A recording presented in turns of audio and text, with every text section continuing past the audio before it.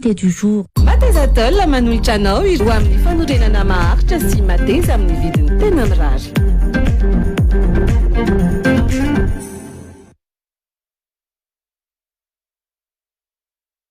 Chanel Maison de Beauté.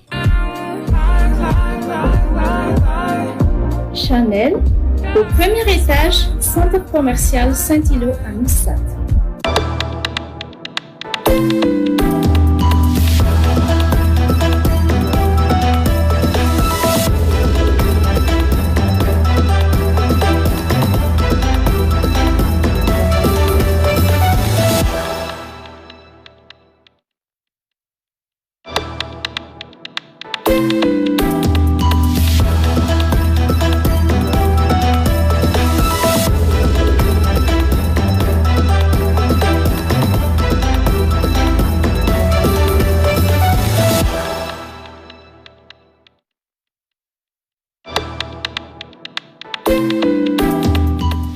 Angafalina topo klasy topo vavy no iarabanantsika rehetra misaotra anao tsy misaraka amin'ny Real TV Madagascar ho amin'ny ity ality anterina ihany koa ny araba izay efa narosiny namana progazety tao anatiny fampalalamba voateo ary manasantsika rehetra anaraka ny fandarana hatramin'ny farany voahintsika ho amin'ny ity alina ity ny tale généraly eo anivon'ny fidy hanany fonds d'intervention pour le développement Andriamatoa Jaona ANDRIANANTENAINA miarabanao Andriamatoa tale généraly ary manasanao androso anaty efitrano.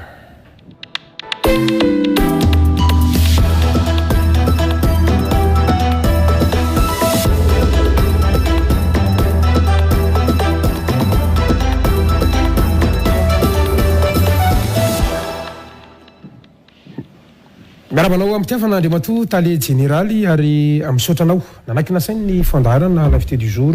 ho amin'ity alina ity ateriko hoe misaotra anao nanakina saina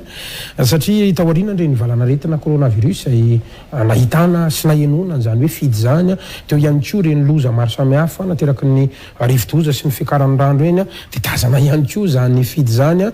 dia maro ny fantaniana zay apetraka ny olona makasika nyity rafitra izay tantanana tia ka natonga ny tena nanasanao androany ka dia tena mankasitraka nanaiky ny fanasana minova be deabe ny fantaniana izay andrasan'ny olona valiny avy aminao amin'ity androany ity sy hipetraka ihany koa ka dia miarabanao amitiavana tompoko manantitra ihany koa ny fiarabananao natratra ny taona 2024. Misaotra indrindra gasikara sorana manokana ianareo nanasa ny tenanay mba hahafana tokoa arak'izay azonay atao mitondra ny fanazavana ny fampafatarana misimisy kokoa ho an'ireo mpanaraka ny fandarana sy ho an'ny voaka malagasy miaraba manokana ny mpiaino sy ny mpijery atsika ary everiko fa rariny sintsiny araky ny fampidirana ataon'ny gasikara teo raha ohatra ka maneho ny fiaramiory fa indrindrandrindra mitondra ny teny fankahirezana ho an'ireo mpiray tandrazana amintsika malagasy miparitaka amin'ny faritra maro ny arambona ny sedrany mafy tamin'izany valanaretina Covid-19 nampatseviny gasikara teo zany fa indrindrandrindra mbola marary ny fery taoriana ny fandalovany andro ratsy sy ny rivotoza ny sesy teto firenetsika mankahery ny voaka malagasy rehetra. Angasany indrindra anao ary ombana manana an'izany fiombonana amintsika rehetra izay mbola tsaboana amin'izao fotoana izao isika rehetra izay mbola mandalo fahasahiranana mbola tsaboana ihany koa ary mampahery an'ireo avan'ny matina zanaty zany aza nefa dia senam-pitiavantsika rehetra anaraka ny fandarana hatramin'ny farany satria maro isika no manjoy anay amin'ny alalan'ny marjefy ny 7 ny Real TV Real FM Real 94 FM amin'izao ala zao betsaka no manaraka ny fandarantsika ny ambanivohitra lavitra any ny totale généraly amin'ny alalan'ny onjapio satria mivantana amin'ny onjapio moa ny fandarantsika raha bana ihany kotsika zay manaraka ny fandarana amin'ny alalan'ny page Facebook ny Real TV Madagascar na any amin'ny faritra ianao na any amin'ny faritany ianao na any ampitan-dranomasina dia anao mbola kopa tanana manokana ho amin'ity alina ity tsy lava resaka angambany fa dia iroso anatin'ny ady efitsika kanefa milohan'izay anisan'ny fomba fanao ato anatin'ny fandarana ndre matotale généraly ny milazalaza ny mahakasika ny vahiny tsara ho fantatry ny mpijery antsika angambany hoe izy zao vahintsika zao nanao ahoana no mety ho lalany sy ny mety dingana ny lalovany teto amin'ny firenena averiko ihany izy ity moa dia fanadidina mampanao gazety mety isany fahadisoana asaiko ianao anintsy asaiko ianao anamarina ihany koa ny ao anatin'izany fampafantarana mety fo dia fo ihany ngambany amin'ny ankapobeny any matoa JOUR dia araka nambarako teo dia tale généraly ianao amintsika mifampiresaka zao tale généraly izay mitantana ny fonds d'intervention pour le développement na ny FID izany ary anisan'ny tsara ho fantatra ihany ngamba ny mety hoe inona nahatonga anao teo amin'izay toeran'izao ho resantsika iny rehefa avy eo nanomboka ny taona 2024 ny volana jolay ianao no nitanany ty andraikitra tale généraly ty hatramitsika mifampiresaka androany akoatran'izay dia efa nitanany andraikitry ny conseiller du gouvernement en matière de promotion du 3P auprès de EDBM, présidence de la République, poste prise en charge par le Banque africain de développement. Izay ngamba amin'ny ankapobeny no mety lalovanao PDP nazitsika resana satria tany amin'ny taona 7 ianao dia efa consultant expert ao anatin'ity le hoe 3P ty zany anatina cadre d'étude zany tamina sehatra maro teto amin'ny firenena teto andraikitra zay tsarona sy fantatra zany resana zany fa mety betsaka ny mety tsy fantatray fa ny tena andrasan'ny olona dia hoe inona no mba mari-pahaizana hoe inona no mari-pahaizana zao tale généraly zao tsara manamarika fa ianao tany amin'ny taona 7 dia efa nanana ny atao hoe diplôme d'ingénieur de l'étude supérieure polytechnique d'Antananarivo. École supérieure. École supérieure. Les SPA zay no fitsona anazy tamin'izany manana zay mari-pahaizana ingénieur zany ianao zany teny anivon'ity école supérieure ity akoatran'izay ihany koa ny taona 1 dia nanana ny ataontsika hoe titre d'ingénieur de chemin de fer ianao na ny RNCFM amin'ny ankapobeny ny 3 dia nanana mari-pahaizana ny diplôme de planification de l'Institut malagasy de technique de planification ihany koa zany eo amin'ny lafin'ny planification iny tsy maintsy resantsika satria fandraiky amin'ny adihevitra zay ho resantsika rehefa avy eo akoatran'izay tany amin'ny taona 4 dia nanana ny diplôme de centre d'étude financier économique et bancaire atao à Paris la France ianao tany no anisan'ny malagasy eny an'zato fianarana atao amin'ny tia sehatry ny fitantanana ny lafin'ny ara-toekarenina ny vola sy ny banky ity toraka zay ihany koa ny tany amin'ny université de Lyon 2 tany France tsara fantarina ihany koa satria isan'ireo malagasy ny sitraka an'izany zay riarian'ny malagasy ihany koa ataontsika hoe nazahoanao ny certificat supérieur en économie de transport laboratoire d'économie de transport zany hoe eo ny sehatry ny toekarena zany raha fitintsika le izy amin'ny ankapobeny zay ngamba mety mari-pahaizana fa somary tsy ingianiko manokana satria anisan'ny riarian'ny malagasy ihany koa dia ianao no hany malagasy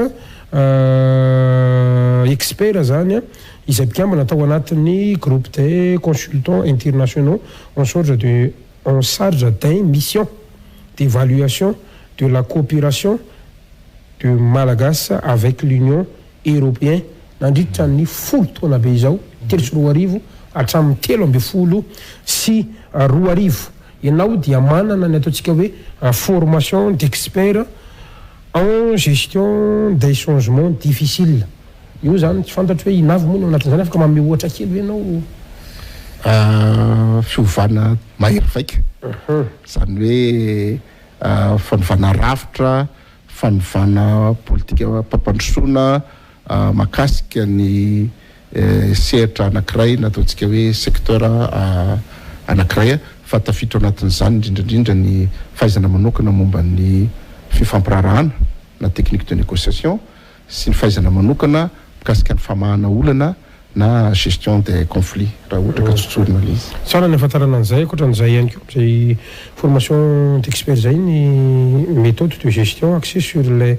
résultat de développement ihany koa anisan'ny manamarika anao zany io ndray zany miresaka momba ninona koa raha ohatra ka io ndray dia miresaka mikasika manokana ny fampandrosoana ny firenena fampandrosoana ny faritra sy ny fotony a zay mifantoka indrindrandrindra amin'ny vokatra azo tsapaitanana eny anivon'ny mponina eny anivon'ny sehatra izatsokajiny a dia zay ny atao hoe gestion axée sur les résultats fahaiza manao manokana izy io mifanohitra tanteraka amin'ny fomba fitantarana na zatra hatramin'izay zay tsy tena nahitana fahombiazana be loatra eny ary zay angamba ny ankapobeny fa ny anasana anao ety moa mahatale général ny fidy anao fa kasikety anankiray ihany koa zay tsara any fantatry olona fa atao filohan'ny ingénieur olafitry ny ingénieur filohan'ny olafitry ny ingénieur eto Madagascar ianao tsy hoe hatramin'ny taona firy no marina aloha ve zay sa afangarona olafy ianao eny tompoko hatramin'ny faran'ny taona 2017 sy 2020 nisy fifidianana natao ho an'ny filohan'ny olafitry ny ingénieur zay napetraky ny lalàna ny olafitra misy ny olafitry ny mpitsabo dokotera misy ny olafitry ny mpanao gazety misy ny olafitry ny mpisolovava sy ny olafitra hafa dia manana ny olafitra manokana ho azy ny teknisiana manampaizana manokana manana ny diplôma ny ingénieur eto Madagascar ka eken'ny fitondram-panjakana malagasy sy eken'ny olalàna mifeny olafitra io dia ao daholo zany ny ny spécialité sy ny école de formation rehetrarehetra eny ary zay ngamba ny ankabeny ty ngamba ny kely fotsiny satria anisany mba riare antena ihany ary fifaliana ho antena satria ny tena moa anatina fikambanana scotisme zany hoe ny tily eto Madagascar ny vahintsika dia tily eto Madagascar zany hoe mpikambana ao anatin'ny tily eto Madagascar ianao ary heverina fa riare ho an'ny tily izany atao hoe tali général ny fidy zany dia mpikambana ao anatin'ny tily ka azotsiny aza omena tsiny raha toa ka mety miresaka setampoka manonona hoe setampoka satria zany moa anisan'ny fipihavanana ifanononana ifampiatsoana eo an'ny fikambana satria so maro isika no alay-panaka hiteny hoe tali général ve dia atao Gasikara fenoso ese fa raha sitraka ao dia mba mety izy kely an'izay mba rere amin'ny matily asa raha mba sitraka ao zay andeha mato tali général tsy misy olana mihitsy Gasikara ary everiko fa manana andraikitra na izany na ise amin'ny fijoroana vavolombelona ny amin'ny hoe anjara biriky ny fitaizana scotisme amin'ny ankapobeny sy fitaizana telo manokana amin'ny famolavolana olo-pirenena vanina fa indrindrandrindra mandray andraikitra manana andro sotoavina everina fa tena ilain'ny firenena amin'ny asa fampandrosoana sy fampiroboroboana ny fiarahamonina sy ny toe-karena eto Madagasikara ankasiraka indrindra andao tsika roso ao anatin'ny adevitra raha siraka ao aloha milohan'ny tena idiratsika anisan'ny fantanina zay tsara fipetraka sy apetraka ihany mba andrasan'ny olona hoe raha miresaka an'izany atao hoe fond d'intervention pour le développement zany tsika na ny fidy inona marina moa zany io fidy io amin'ny ankapobeny tompo satria matetika iny amin'ny bassin eny misy fodrafitrasa dia misy hoe fidy nefa ndray misy fidy ohatra mizara vola fikambanana ve ty sa rafitra ty sa razonao valiana mahitsy ngamba sotra ny se mametraka le fitenenana sy ny fanontaniana ny fond d'intervention pour le développement na fidy ozy izytsika dia fikambanana tokoa lalàna enimpolo sivinjato sy arivo telopolo mizato zany hoe mifehy ny akamaroa ny fikambanana misy eto amin'ny tany sy ny firenena no mifehy azy sata na statut zany dia io no mifehy azy fa saingy nolazaina amin'ny alalan'ny didim-panjakana fa mahasoa ny firenena sy ny vahoaka ataontsika hoe décret d'utilité publique zany manana an'izay zany ny fikambanana fidy tsara angamba ny afantarana fa ny rafitra mifehy sy mitantana ny fidy dia mitovy ny fikambanana rehetra ny rafitra faratapo ny mpanapa-kevitra dia nataontsika hoe fivorim-be na assemblée générale eo ambanin'io kosa dia misy ny atao hoe filakevim-pitondrana na conseil d'administration dia manapa-kevitra koa io fa tafiditra anatin'izany indrindrandrindra ny fikaronana fitadiavana sy ny fandraisana an'izay télé généraly mikasika ny fidy manokana moa zany tsara marina fa tamin'ny fotoana nandraisana ny tenako télé généraly dia naharitra teo amin'ny roa taona teo ny fitadiavana ny iza zany no manao contrat aminao zany ny filakevim-pitondrana soloan'ny filohan'ny filakevim-pitondrana tena na président conseil d'administration no manao fifanarana amiko amin'ny contrat za zany raha tsotsorina dia sady tsy nommé par arrêté na tsy nommé koa par décret fa io flo ny filakevim-pitondrana io zany no lehibeako mivantana sy anaovako tatitra amin'izay asa vita fa saingy mariana kosa fa manana anjara asa sy iraka manatanteraka fandarana asa ny fitondram-panjakana malagasy amin'ilay fisinina décret d'utilité publique azy ny fidy ka noho ny mahamaro n'le sehatra zay nisan'ny tanysainy gasikara teo misandrahaka le sehatra iasana fa tsy amin'ny secteur na sehatra anankiray kory no natonga azy eo ambanin'ny fehiny andriamatoa premier ministre lehibe ny gouvernementa mivantana ny fiahina ny fidy misy fepitona ve eo amin'ny fitantanana sy eo amin'ny toerana io sa ohatrany ahoana eny tompoko ny fepitona aloha zany mazava tsara anatin'le fifanarana arakasana ataoko hoe contrat fa anaovana évaluation isataona ny télé généraly mandalo ny conseil d'administration zany araky ny tatitra sy ny asa vita sy ny vokatra azo dia miankina amin'ny vokatry ny fanjohina sy indrindrandrindra ny résultat performance no ahafahan'ny filakevim-pitondrana manohy na manajanona ny fifanarana arakasa amin'ny télé généraly ny fidy miresaka an'le fidy ihany tsika rafitra national ve izy io sa iraisam-pirenena mihitsy amin'ny maha hoe fikambanana azy zay nambaranao teo ny faharoa matetika dia misy an'ny banky iraisam-pirenena anisan'ny mamatsy volanareo raha miresaka an'le toeran'le télé généraly ve mety misy quota ve izy io hoe ianao zany ohatra quota avy amin'ny banky iraisam-pirenena na quota avy amin'ny primature na resaka politika na sala amin'izany sa hoe tena hoe maleo tena amin'ny mahafikambanana azy le valin'le fanontaniana dia mifanaraka amin'ny zavatra voarakitry ny sata na ny statut ny fidya no nampatsivoko teo mametraka fa ny filakevim-pitondrana no misahana ny fitadiavana sy ny fanendrena ary ny fifanarahana arakasa amin'ny télé généraly fa ny mahatonga ny olona mieritreritra fa avy amin'ny banky iraisam-pirenena dia tsotra anisan'ny mamatsy vola be indrindra ny fandarana asa ny gouvernementa malagasy zay vokatry ny fifampirarahana ataon'ny gouvernementa malagasy amin'ny banky iraisam-pirenena dia ny banky iraisam-pirenena zany no anisan'ny mitondra famatsim-bola betsaka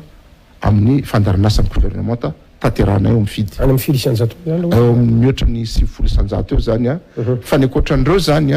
dia misongadina ary mariana manokana fa vola ny fitondram-panjakana malagasy madidio atsotsika amin'ny teny frantsay hoe ressource propre interne de l'état tsara ny afatarana fa tsika miteny zao tafakatra hatramin'ny 30 milliards ariary ny famatsim-bola avy amin'ny fitondram-panjakana malagasy entina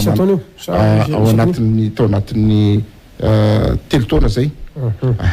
dia misy ihany koa sampandraraha ny firenena mikambana itanisako toy ny hoe sampandraraha firenena mikambana misahana ny ankizy na UNICEF mitondra famatsim-bola amin'ny fandarana asa ny gouvernementa malagasy tanterahana ifidy ary tsy adiny koa ny fandarana asa ny firenena mikambana misahana sakafo programme alimentaire mondial torak'izany koa ny organisation internationale du travail reo zany rafitry ny firenena mikambana daholo dia anisan'ireo mitondra anjara biriky amin'ny famatsim-bola an'ireo fandarana asany any gouvernementa malagasy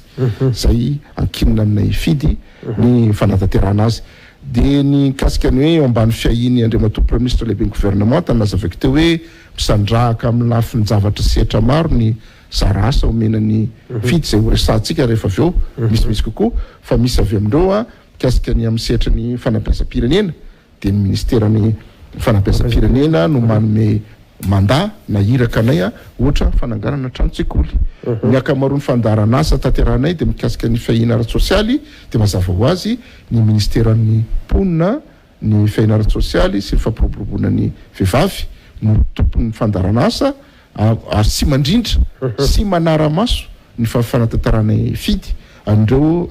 tetikasa sy fandaranasa makasika ny fahina ara-sosialy ary ny farany moa zany tsy adino mikasika ny loza voajanahary resahan'ny gasikara teo hoe to misy kereny atsimo de hitan'ny gouvernement tany fidy misy covid 19 mahazo amin'ny firenetsika de mitondra anjara brika anarenana ny marefo ny ankonana sahirana amin'izany ny fidy ary zao moa nisy loza voajanahary ranobe sy rivotoza na mila firenetsika dia marina ny tenen'ny gasikara dia eo ihany koa fidy zay indray a de ny ministeran'ny atitany amin'ny alalan'ny birao nasionaly misahana ny fitantanana ny tandinondoza sy ny loza raha ataontsika hoe BNGRC amin'ny rafitra ao ministeran'ny atitany sy ny fitinjara-pahefana io a no manome iraka na manetsika anay fidy ny amin'ny anjara asa sy anjara andraikitra apetraky ny fitondram-panjakana na gouvernement aminay alao tonga de hitiratsika ary zay zara asa zay la sitraka ao raha ohatra ka hoe fitimina amin'ny ankapobeny inona zany no tena andraikitrareo eto amin'ny firenena inona ny asan'izany fidy zany a ho an'ny malagasy na ho an'ny Madagasikara mihitsy efa fitipitiliko teo le izy efa raha idiratsika landala koa de esako idirana amin'ny antsipiriany mikasika ny fahina ara-sosialy angambony asiko resaka voalohany asa raha fantatry gasikara fa ny 20% mahery ny mponiny eto amin'ny firenetsika de azo lazaina fa miano anatin'ny fahantrana mba tsy tenenana hoe fahantrana lalina tsy voanio zany a tsy voandroantsika miresaka an'izany no misy hoe sahirana ny voaka malagasy fa itsika moa zany a vosikajy indrisy mampalahelo anatin'ny firenena mahantra na sahirana dia mila zany a tohana mila tandroka reo voaka malagasy reo a entiny mivoatra entiny mitraka ahafany miroso any amin'ny fampandrosoana ny tenany satria tsaromariana fa ny mpisitraka ato amin'ny fidy a dia mpiantsehatra na ataontsika hoe acteur no sady bénéficiaire na hoe misitraka ampatsivina an'izy ireo fa tompona andraikitra voalohany amin'ny toerana misy azy izy ireo ary tompona andraikitra ihany koa ny amin'ny ialany amin'izany fahantrany zany tsotsotra ny fanazavana omeko ny gasikara momba an'izay ny tanjona de tsy hakinany zareo loha amin'ny fanampiana sy ny tantsoroka avy ety ivelany a satria misy fanadihadiana manokana natao hoe maninona no miaino anaty fahantrana ny akamaroany malagasy de ny valiny tsotra kely ny fidiram-bolany rehefa mametraka fanontaniana indray tsika hoe inona ny antonantony mahakely ny fidiram-bolany de ozy izy tsika hoe tsy ampy ny vokatra na ny ataontsika hoe production zay tokony ho source na loharano mbola loharano karena entiny miatrika ny fiainana mipetraka koa ny fanontaniana hoe fa maninona ny tsy ampy ny vokatra de ozy izy tsika hoe mbola tsy mahafe ara-dalàna ny fomba entina miasa sy entina mamokatra ary mbola mionona amin'ireo verintsika fa fomba fiasana teknika taloha zay fa lany andro ary ty misy tsy eritreretiny voaka malagasy fa anisa vavasatry any fidy fa maninona no kely ny vokatra sy ny tapamokarana ny productivité na ny rendement satria iva de iva ny fahaizana sy fahalalana na fahaiza-manao ananan'izy ireo zany ny itondran'ny fandaranasan'ny gouvernement zay tantaranay fidy vaolana ka tsy gaga zany a ianareo raha maheno fa manao fampianarana mamaky teny sy manoratra ny ato amin'ny fidy satria mihoatra ny 50 ny mpisitraka le miaino anaty fahatranon'alina de indrisy fa tsy mahay mamaky teny tsy mahay manoratra de ny fampirenana azy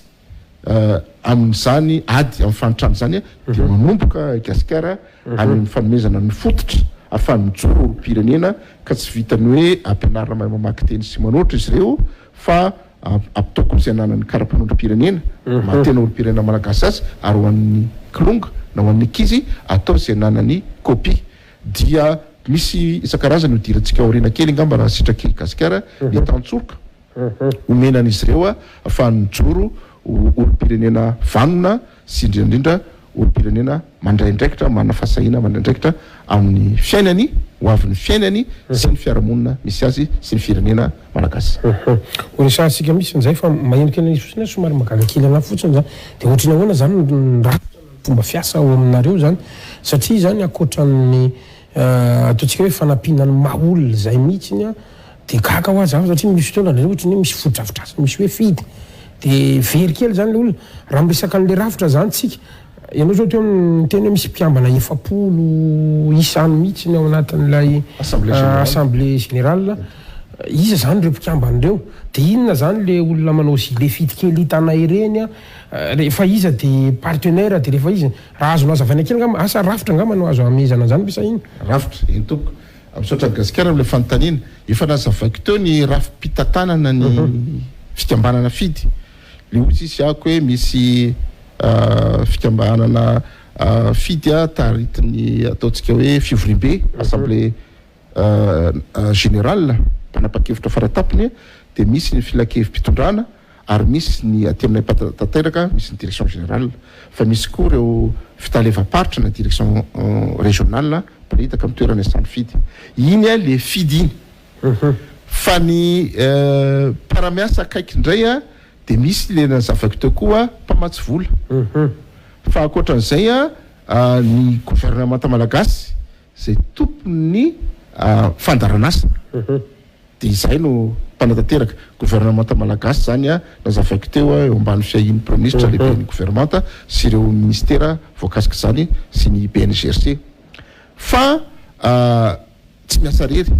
ny fidy mazava ho azy arak'izay iraka sy sehatrasa andefasana anay zany a dia misy département ministériel secteur zay miara-miasa akaiky amin'ny fanatanterana ny asa hitanisako ny tena mpiara-mombonantoka aminay raha resaka hoe fanomezan-tanana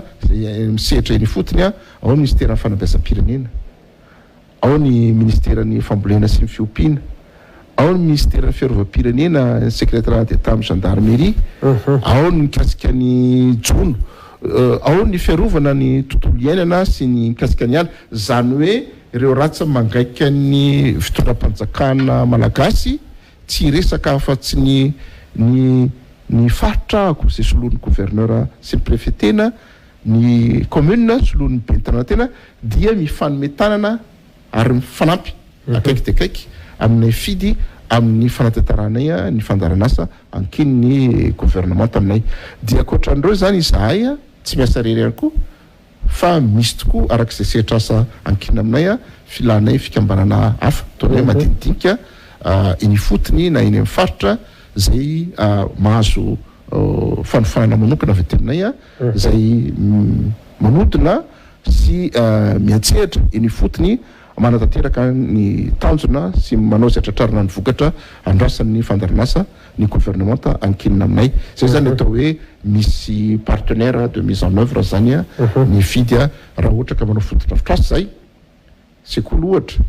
zay contrat nananay ministère fanabeazam-pirenena manao efajato efitrano-tsekoly miparitaka amin'ny faritra maro eto Madagasikara dia mazava ho azy a 1000 zay bureau d'étude mety 1000 koa ny entreprise mpanatanteraka ny asa fa ireny rehetrarehetra moa zany a dia ny mpisitraka eny fotony le communauté locale nataontsika hoe fefi no mahazo tantsoroka amin'ny vety amin'ny fidy ahafany tantana amin'ny sy manara-maso ny fanatanterana zany asa rehetra zany maro zany reo mpisehatra zay voakasiky ny fanatanterana fandaranasa fa tsy zay fidy rery akory tsetratrera siatra kely iny fa ianao zao niresaka teo makasika ny Madagasikara raha mino le anjara asanareo sy le anjara asanareo zany dia tena hoe manampy an'ireo mpiarabelona mihitsy ny miandre mpiarabelona miteraka fampandrosoana ho an'ny mpiarabelona fantaniana mba tsetsatra kely satria nareo mba misehatra ao anatin'ilay fiahinana ho an'ny mpiarabelona ihany zany tena fijery mahitsy a ary tsy misy resaka politika ahoana no mety ho fahitan'ny fidy na ny fijery ny fidy a an'izany atao hoe fampandrosoana zany eto Madagasikara nresantsika androany ngamba tsy mahadiso gasikara raha ohatra ka mampatsiahy kely tsika ny ataontsika hoe famaritana n'le fampandrosoana satria mety teraka ady hevitra amin'ny sekoly samihafa ny anarana ny amin'ny atao hoe fotom-pisainana mety tsy mitovy amin'ny tsirairay avy fa ny misetra iraisam-pirenena na ataontsika hoe concept développement amin'ny sehatra iraisam-pirenena dia misy sokajy anankiroa eo ny fampandrosoana mifototra amin'ny maha olona na hoe concept développement humain misy kosa concept développement durable natao hoe fampandrosoana lovainjafy reo dia afaka mitambatra ary tokony mihitsy hiaraka fa ny zava-dehibe dia hoe ny fanekeny izao tontolo izao zany hoe firenena eran'izao tontolo izao na finoana silamo anao na aiza n'aiza continenta misy anao ninina volokoditra ninina everina fa mety fahasamihafana dia misy zavatra telo iombonana gasikara voalohany indrindra refesina ny atao hoe fampandrosoana refesina ary faneken'izao tontolo izao fomba fandrefesana azy raha ka ohatra mikasika ny tondro momba ny développement humain na fampandrosoana mifototra amin'ny maha olona koa dia tsy maintsy ao anatin'izany ny lafiny ara-pahasalamana refesina amin'ny alalan'ny fahelana velona ny mponina ao amin'ny firenena tsirairay avy fahasalamana io zany a dia fototra maha olombelona ny olombelo ary mikatsaka an'io daholo ny olombelona rehetra firenena rehetra faharoa ankoatra ny fahasalamana dia ny fanabeazana indray dia mikendry indrindrandrindra ny fanomezana sy fahafahana ny olombelona tsirairay avy miatrika ny hoaviny ahafahany manana fivelomana ampy ahafahany manatanteraka ny zo ny adidy ny andraikitra miandry azy eo amin'ny tany sy ny fiarahamonina na amin'ny tenany io na amin'ny ankonana fa na ny ho an'ny Madagasikara commune fatra firenena misy azy ary ny fahatelo farany a dia ny fidiram-bola ampy ahafahany miatrika ny filana sy ny fandaniana maro samihafa ateraky ny maha-olombelona azy ka raha reo fototra anankitelo reo fahasalamana ny fanabeazana sy fanatsarana ny fahaiza-manao sy ny farany fidiram-bola dia misy daholy ny tondro entina mandrefindreo dia ny fandaranasany fitondram-panjakana malagasy zany izay mikasika ny fiahiana ara-tsosialy dia mifototra sy mikendry ny amin'ny anatsarana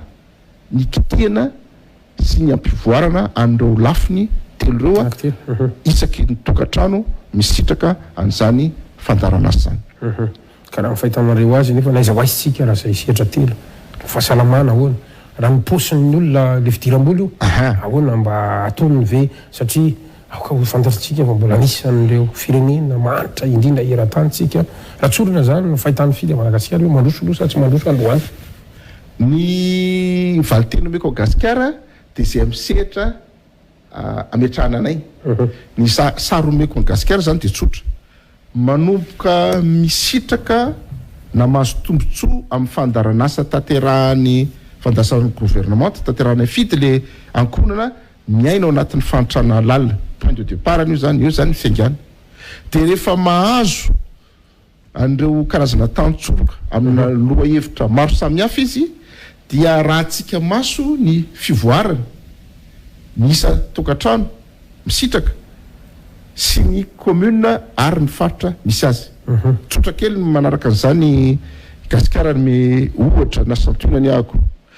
mialoha ny mampisitraka ny fandarana azy dia anaovana fanadiadiana izy na enquête mamoaka ny mombamomba n'le fianakaviana tsirairay avy firy ny ao anatin'ny fianakaviana inona ny fivelomany manahoana farim-piainany inona avy ny fananana ananana mamoaka hoe misy sotro anaky efatra ao dia vilivy 10 dia vilany anankiroa nareo ihany manao eto vita fanadiadiana io zany a iarahana amin'ny ministerany mponina ny fanaraha-masony zany a sy manampaizana iraisam-pirenena dia efa manao ty makasika an'io fanadiadiana atao io dia iny zany nataontsika hoe état zéro nataontsika hoe profil à l'entrée les programmes betsaka amin'izy ireo le lazaiko teo hoe tsy mahay mamaky teny tsy mahay manoratra maro amin'izy ireo Gasikara no ataontsika hoe tsy manana akory karapanondro pirenena malagasy misy amin'izy ireo ny ankizy tsy alefa makany an-tsekoly noho tsy fampiny ny entamanana ary tsy manana kopy akory ary dia ny fandaran'asa zany manao zay ampiratana ny masony ampiovany fotom-pisainany ialany amin'izay situation de départany izy miaino anaty fantrana lala zay ametrana azy ho tompona andraikitra feno amin'ny fanatsarana noaviny volena ao anatiny fananana fanantenana amin'ny hoavy tsaratsara kokoa ary mahazo tosika sy mahazo fanampiana izy ny resako ohatra teo hoe ampianarana mamaky teny sy manoratra izy aizany taratasy fa asahiny manatona birao sy misitraka karazana service isan-karazany amin'ny administration na fitantanana asa-panjakana omeny izy fanabeazana sy fitazana mahakasika ny fahasalamana fampirisiana azy iarahana amin'ny ministera fahasalamana zany mazava ho azy fampirisiana azy anatona toeram-pitsaboana alala fidiovana tsy nampiasa lava-piringa izy hatramin'izay fa entany izy ary ampianarina izy mba hizatra ampiasa lava-piringa tolaka zany amintsika miteny zao amin'ny par rapport amin'ny covid dia misy fanentanana ataonay koa ary isorana n'Andriamanitra isorana ministera fahasalamana fa anisan'ny tsara indrindra amin'ny fanaovana vaksiny ireo mpisitraka ny fandaran'asa ny fitondram-panjakana miara-miasa amin'ny fidy ireo dia ny tolaka zany arahanay masoko ny fahafahan'ny ankizy makany an-tsekoly na taux de scolarisation arahanay miasa io ary anananay fifanarahana fitosony amin'ny ministera ny fanabeazam-pirenena eo zany le tiako resahana hoe miara-misalahy fa ny tena zava-dehibe mba fany tsy miankin-doha amin'ny fanampiana omena azy arabola dia ny fampitany any aminy ny fomba sy teknika vaovao entina miary entina mamokatra amin'ny sehatra fambolena sehatra fiompiana indrindrandrindra ohatra ny Gasikara ako hoe ny mpisitraka amin'ny fandaran'asa raha ohatra ka fivelominy hatramin'izay na zatra azy ny fambolena mangazo dia mety rokilao ny fototra anankiray dia mety mbola misy ny tsy fanjary-tsakafo satria miara-miasa amin'ny ONN izay fa rehefa omena azy ny teknika manara-penitra ohatra ny zaontsika hoe basket mihitsy no mampianatra miaraka amin'ny teknisiany ministeran'ny fambolena Gasikara sur terrain mihitsy dia mba manisy suivi ihany nefa avy eo anatiny saby hoe mampianatra dia rehefa ampianarina izy dia tafakatra hatrany amin'ny 20 ka hatramin'ny 30 kilao ny fototra mangazo ray dia misy ambom-bafa sady ampy sakafony mpianakavy no misy azo noentiny eny amintsena amidy ary aprisina mihitsy ary izy ao arina mba hivadika fiarina ary ampianarina isehitra amin'ny fiompiana ohatra dia afaka mamokatra izy sakafom-biby na provente ireo zany ny fambolekazo aprisina indrindra ny kazo ny voankazo fihinam-boa ny fiarovana ny tontolo iainana ny fitahirizana ny nofotany mahazo an'izany teknika rehetrarehetra zany ireo mpisitraka ireo any amin'ny faritra maro eto Madagasikara dia misy amin'izy ireo ny ampambolena ananambo satria alana tsiny fa zao ny tena marina rehefa miaino anaty fantrana lalina ireo ankonana fiakaviandreo dia indrisy fa marefo ara-tsakafo zany hoe hiarany tsy fanjariana ara-tsakafo koa zany zareo dia ny ONN miara-miasa aminay office national nutrition eo ambany fiadidiny Andriamatoa Prime Ministre ihany io mampita sy mampianatra mba sakafo maro loko fa ny ministeran'ny agriculture sy izay kosa mampita ny fomba fambolena legume maro loko karoty ovy zay maniry amin'ny faritra maro eto Madagasikara dia maniry ny ananambo manampy ny zareo amin'ny fanjari-tsakafo no misy la vanille mandady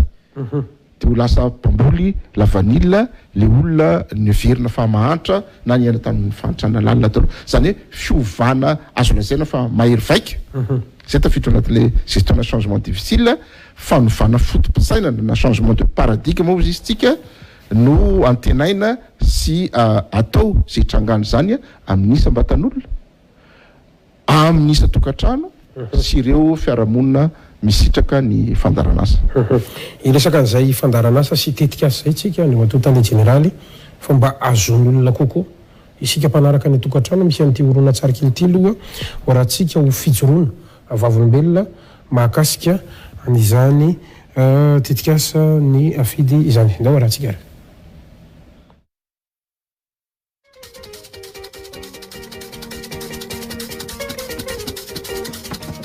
nay aloha zany hatramin'ny andraisana hivatsina konana dia misaorana be da be aloha zany le olona nampianatra anay satria tsy nahiny tantana anay taloha ohatra hoe mahazo vola dia avy dia lasa lalalala be dia rehefa nianatra tetỳ anay a dia lasa hainay le nitantana dia hoe rehefa mahazo vola zany atsika dia mbo apetraka ny sasany dia ny sasany entina ikarakarana ny ankizy dia taloha anay a niara-mipetraka tamin'ny refozanay tamin'ny trano dia taty afarany mbo nahavita trano zany tombontsoa azoko tato anaty mivatsina konana dia afaka mampianajanaka taloha dia tsy mampianajanaka satria tsisy vola dia ny tombontsoa azoko tao anatin'izay koa nefa taloha zay a nonona tamin'ny tranon'olona dia ankehitriny zay efa manana zao trano hitanareo zao rehefa izaho zany nahazo ny vatsiakonana fiavoda dia fatako fa nihasoa ty fiainako nihary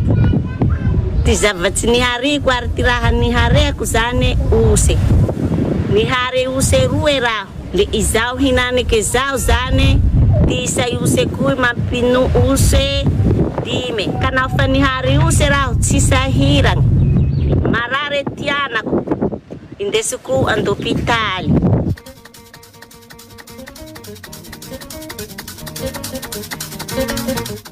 raha nitrondro ato zao raha diniko izy ato zao raha nanao fisapahana amin'ity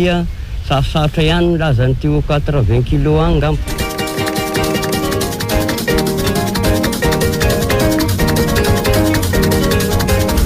maro pare zao no voasinay deboka ambomandroso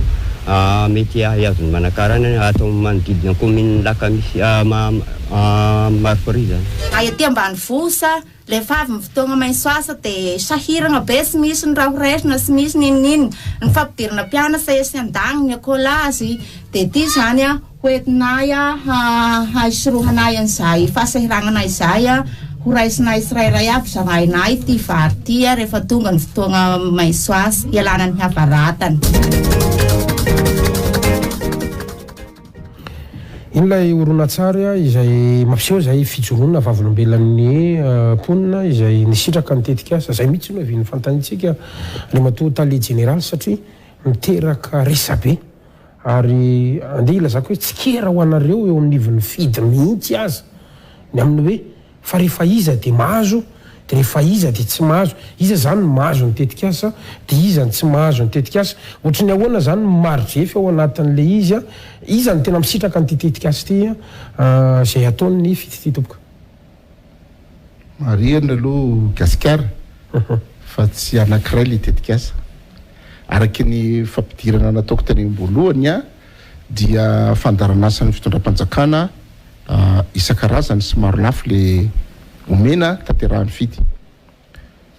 ny misongadana indrindra amindreo dia ny fiahina ara-tsosialy fiahina ny mpiarabelona zany osisitsika le miaina anatin'ny fanitrana lalina dia izy zany ataontsika hoe programme na protection sociale amin'ny teny frantsay eo ambany ny fiahiny ministerany mponina sy ny fiahina ara-tsosialy ary ny fampivoarana ny vehivavy ireny zany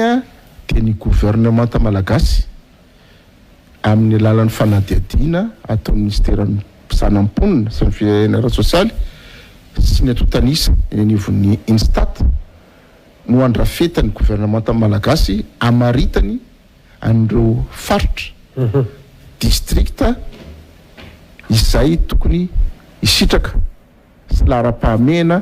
isitraka ny fandaranasa azoko lazaina fa amin'ny ankapobeny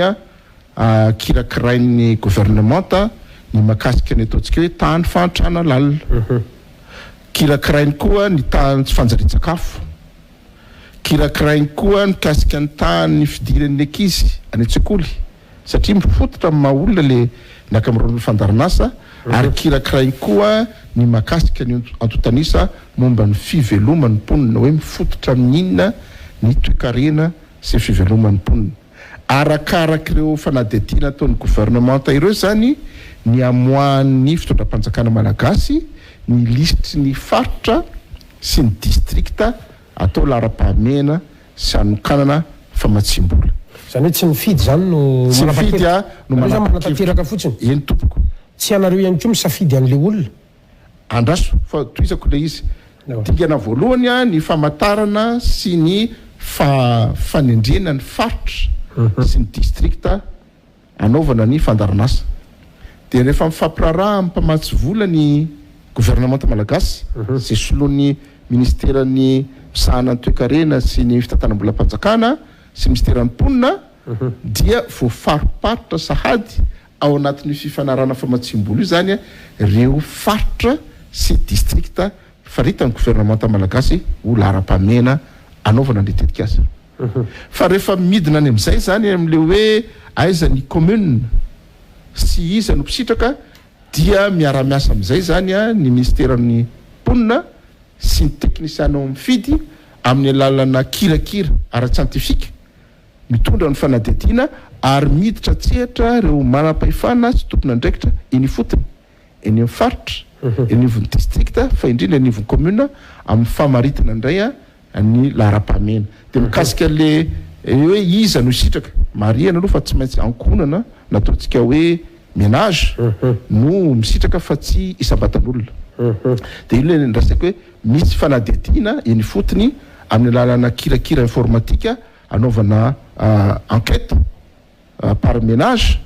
mamoaka ny antsipri mikasika ny fiampiainany le isa-tokantrano firy ny mpikambona tokantrano firy taona avy firy ny akizy misy mianatra ve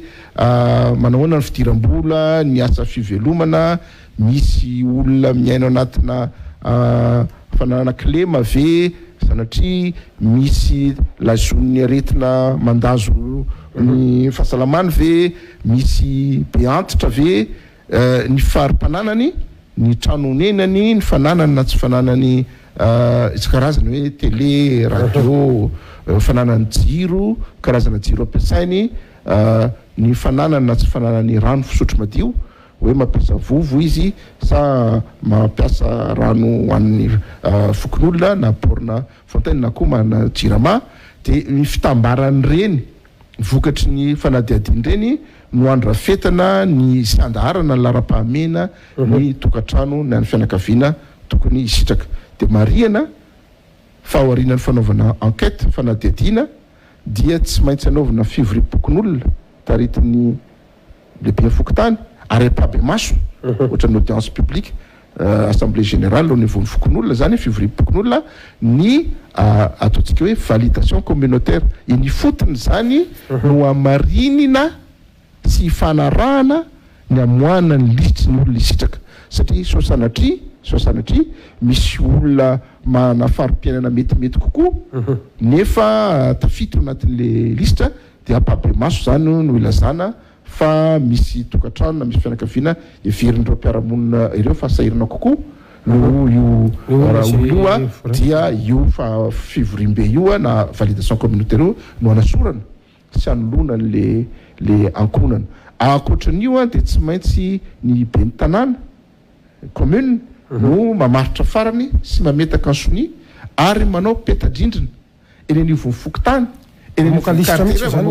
mihitsy izy ary sony aviny dia engagé zany na voakasika zany ny andraikitry ny be ny tanàna fa tsy ampy zany ny ateny anivon'ny fokotany dia rehefa vita zany io famaranana ny lisitra misitraka io izay vo afaka miroso zay fidy ny amin'ny fanatanterana ny fandaranasa mifanaraka amin'ny fepetra rehetra ary tsaro mariana fa mandritry ny fanatanterana mbola raisina tanandrora ary aprisiena mihitsy koa ary ny mponina na mpisitraka izy na tsy mpisitraka mbola afaka manao izy fampitana filazana makaty amin'ny manam-pahefana rehetra indrindra makaty amin'ny fidy ny amin'ny veriny fa misy tsy fahamarinana na sanatria misy tsirariny tsy hitsiny zay ohatra raisikoatra mety mitranga zany gasikara eo amin'ny fivoriam-pokon'olona mety matahotra na menatra le olona satria olona ratrema sambotra vola sy mpamonjy ny sairanao tanàna no tafirina talisy dia tsy samy teny izy mandritra le validation communautaire zavatra mitranga atao firany antsika zany araky nazaveko teo maro amin'ireo ny tsy mahay maky teny tsy amin'ohatra no zany miaina mitahotra fa aorianan'izay rehefa mandeha ny fanatanterana tetikasa dia misy olona ihany mivoaka resaka dia rehefa mivoaka ny resaka ka tonga dia apotsitsofo ny teknisiany sy mpiaramisafidy na ny amin'ny tompona andraikitra petsehatra hafa dia mirotsaka ny fidy manao fanadihadiana ifotony manamarina sy maka fanapa-kevitra ny amin'ny anasorana ny olona ao anatin'ny isitry ny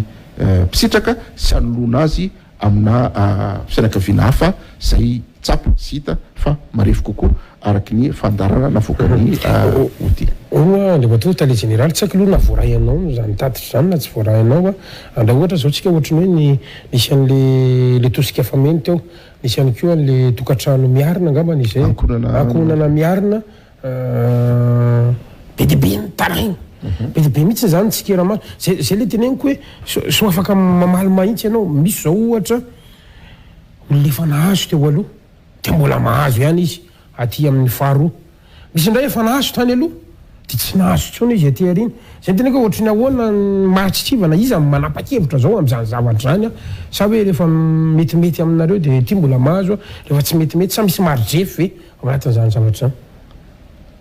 tena mitombona le fanontaniany gasikara makasika aloha ny voalohany indrindra le hoe iza no mamaritra an'le izy dia kirakira vita fanamarinana aty amin'ny fitondram-panjakana malagasy no mena ampiarina ty mifidy ka io resako teo hoe nampamatsy vola firenena malagasy na mampamatsy vola banky iraisam-pirenena na ny fandaranasa ny fihinana mikamby mikasikasakafo dia mitovy ihany ny fomba hitina mamatatra izy raha miteny gasikara hoe betsaka ny fitarainana dia izay mahita fa rariny sy hitsiny ny mapetsaka ny fitarainana zava-dehibe aloha le tena hoe fisian'ny sehatra fana mitaraina fa ny antony mapetsaka ny fitarainana rehefa kirakirainena antotanisa dia tsotra kely raha misy ankonana ataontsika hoe zato miaina ao anatin'ny fahantrana lalina eto Madagasikara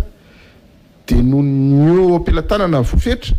dia manodididina ny folo arabe indrindra 500 no misitraka ny fiahina ara-sosialy zany hoe misy zany ary maro ny ankonana miaina ao anaty fahantrana fa tsy mivoaka ao anatin'ny lisitry ny misitraka raha ao ariana zany mitombo ny famatsim-bola avy amin'ny gouvernemanta malagasy dia mitombo koa nisan'ny misitraka tsika miteny zao azoko lazaina fa manodidina ny 500,000 ménage dimihetsy eo ny ankonana misitraka ny fandaranasa fiaina ara-sosialy 500,000 ménage raha ataontsika hoe misy olona 10 ao anatin'ny manerana nosy ty antotanisa omeny DG ty raha ataontsika hoe misy olona 10 eo avy ny ao tokantrano izy mivady ny zanany anankitelo ataontsika hoe en moyenne dia mazava azy manome any amin'ny 2,500,000 bénéficiaires ny programme de protection sociale nefa tsika fantatry gasikara faly 27-28 millions isan'ny malagasy ka zay mihitsy ingena metrako an'le fanontaniana dia zay satria raha ohatra ka miteny hoe folo na 10 isanjato fara fa betsany 10 isanjato 10 isanjato azafady indrindra no misitraka dia zay le teneniko hoe rehefa mba nahazo reto dia maninona raha olona hafa ndray mahazo manaraka d'accord maninona ndray efa nahazo dia mbola miverina mahazo dia mahita an'iny sasany hoe zay efa nahazo tamin'iny fa maniny zay tsy mahazo tsondray andro any zay teneniko hoe matahotra ny olona so dia tonga hatrany amina eritreritra hoe misy kolikoly ary ve ty zavatra ty sa ahoana zao aloha tsara mariana ny fandaranasa resantsika sy gasikara eto dia le sokaja le fandaranasa ataontsika hoe programme réponse à crise zany hoe sanatria misy ahitany mahazo atsika toy ny any kere any atsimo raha izay faharoa nisy valanaretina mahery vaika covid-19 namely ny firenentsika faharoa zay ary fahatelo farany zay atrentsika zao dia niloza voatsinary ranobe sy rivotoza reny nentina miatrika an'ireny le ataoko hoe programme na post crise anarenana an'le ankonana taorinany fahavoazana mafy na treny vokatr'ireo fahavoazana loza voatsanahary na hitany io na koa hoe ataontsika hoe arety mandoza reny no ahitana an'le hoe maninona efa nisitrika tosika fameno tamin'ny atin'ny covid raha sitsika ohatra le fianakaviana no mbola misitraka ankonana miarina aty aoriana tsotra kely ny antony satria rehefa misitraka le fianakaviana tosika fameno dia anaovana fanadiadiana indray izy tao aorianan'iny hoe nareo no mena tantsoroka isan-karazany mikasika ny fahasalamana fidiovana ny fanjari-tsakafo sisa inona amin'izany tantsoroka nomena anareo zany ny miainanareo ny ampiarinareo ka nampialanareo anatin'ny fahasairanana raha maso zany izy ary misterany ponina no misahana nio fanjoina fa nara-maso ny fivoaran'le fiainan'le mpisitraka dia indrisy misy ampahany amin'izy ireo zany mbola reraka tanteraka taorianany fanadiadiana dia everina fa rariny sinitsiny izy raha mbola misitraka indray an'le ankonana miarina izy zany le lazaiko hoe misy kirakira ara antotanisa statistika enquête anamoana na ny mpisitraka tamin'ny voalohany na ny mpisitraka ny fandaranasa fa misy fiteny zay tsy haiko na fantatrao andrema totalie généraly tsy fiteny fa ohatry ny fanoharana matiletsika mantsy ty fanoharana atao amin'ny baiboly tao de ho ny tompo hoe tsara kokoa zany manome fitana toy zay manome trondro hoan'ny olona de za zany mahita an'ity action zay ataon'ny fity ty de nareo zany le karazan'le manome trondro satria mizara volonareo mahitsy zany fantaniko hoe tsy miteraka fiakinan-dovy any mato tale général ty mizara vola ataonareo ty diso tanteraka fomba fijeriny gasikara raha ohatra ka nanaraka tsara le fandarana foy oronan-tsara teo tsika de hitanareo fa mpisitraka mijoro maizy azy ary mijoro vavolombelona ny amin'ny nafany nanorina trano nanana trano fonena manokana ho azy ny fananany toerana fitehirizam-bokatra satria mihoatra lavitra ny fandaniny na ny ilainy ny vokatra ananany ny fananany fijoroana vavolombelona fananany tahiry ambombava amin'ny lafin'ny vola tahiry amin'ny fampianarana azy amin'ny fitantanam-bola rinay tsy ambarako tiako marina fa le hoe mizara vola mihitsy azafaiko le izy ny fianakaviana zao ny resantsika teo hoe misitraka fandaranasa vatsinankonana na transfert monétaire pour le développement humain misitraka tokoa izy gasikara fa matsina arabola anome taremarika anao ako eo amin'ny 10,000 ariary sy hatramin'ny 9 ariary isaky ny rovolana arakaraky nisany ankizy mianatra ozy izy hoe situation na ny angan'ireo olo reo situation de départ dia ankorana tsy afaka nandefa nyzany tany an-tsekoly no tsy fampiny mety manana dia izay na tonga lizy natsotsika hoe vatsy nankonana rehefa misitraka an'io izy dia arahan'ny mpampianatra sy tale an-tsekoly maso ny fazotony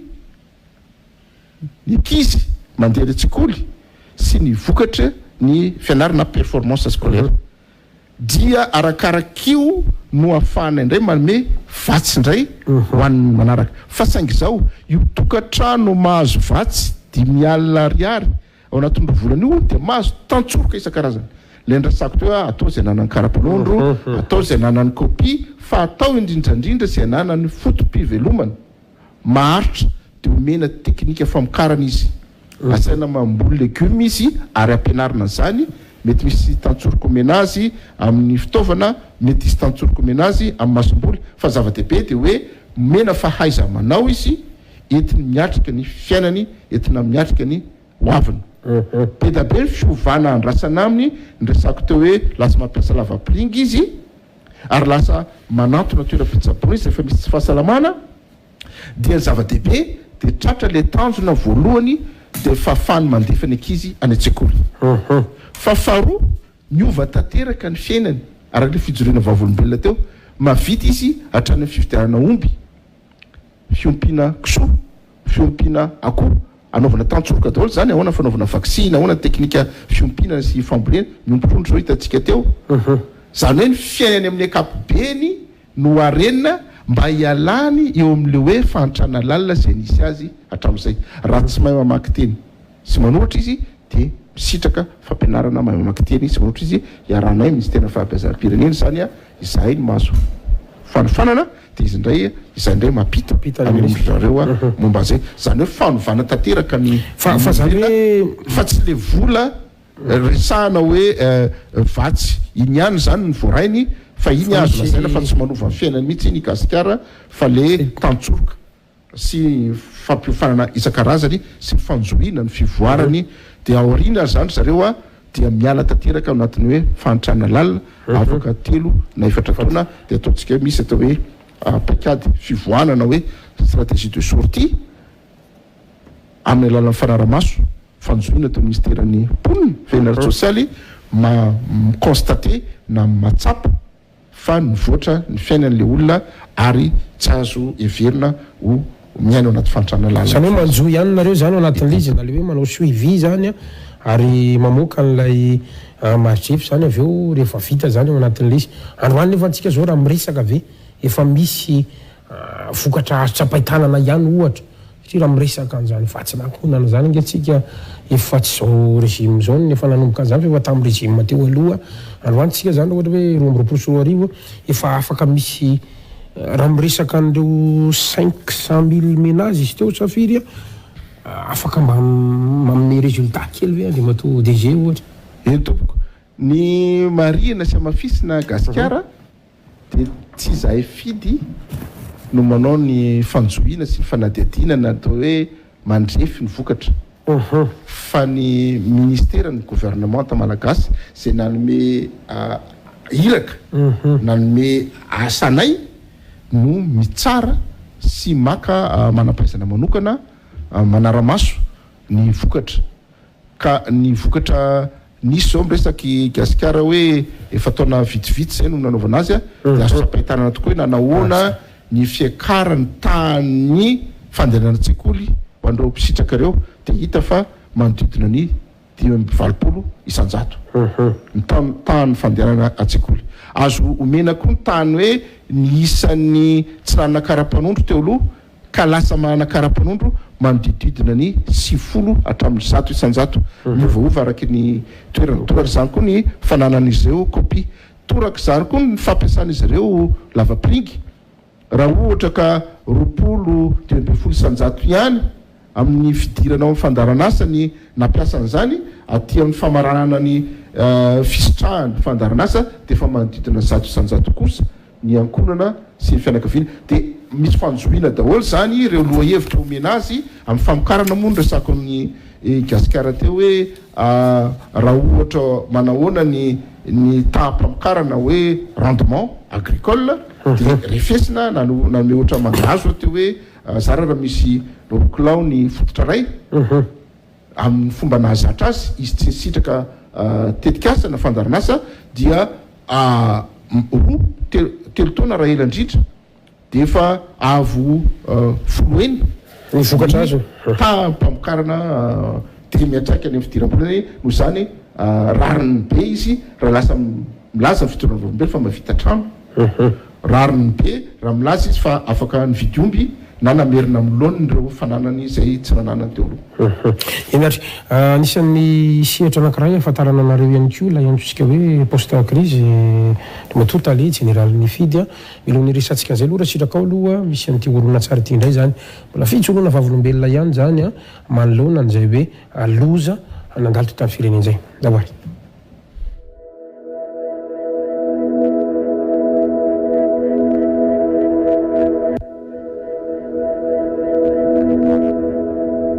ny vonavoajanahary dia mampitombo ny faharefondreo ankohonana trapasahiranana lalina ahafahan'izy ireo miarina sy iverenan'ny mpiarabelona aingana amin'ny fiainana andavanandro dia misy ny asa fonjivoina anisan'izany ny asa tana maro asa atakalo vola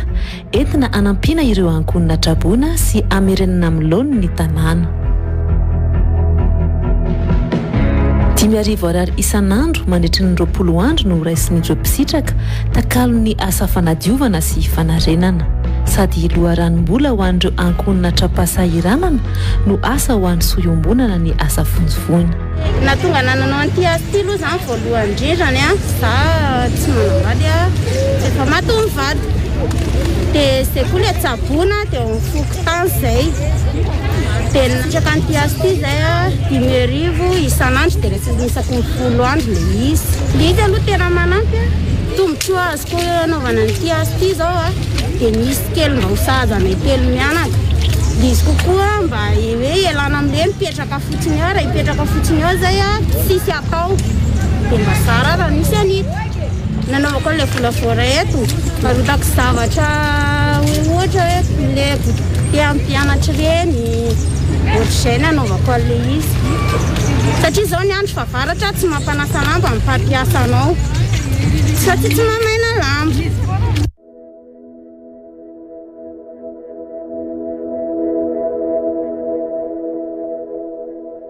Ny fanatanterahana ny asa dia miainga efa amin'ny filazana ataon'ny Bureau National misana ny fitantanana ny tandin-doza sy ny loza na BNGRC izay mamatra ireo lahara-pahamehana. Ny ministeran'ny mponina sy ny fiainana ara-tsosialy ary ny fampivoarana ny vehivavy kosa no mandrindra ireo asa fiainam-piarabelona ary ny FID na Fonds d'intervention pour le développement no manatanteraka.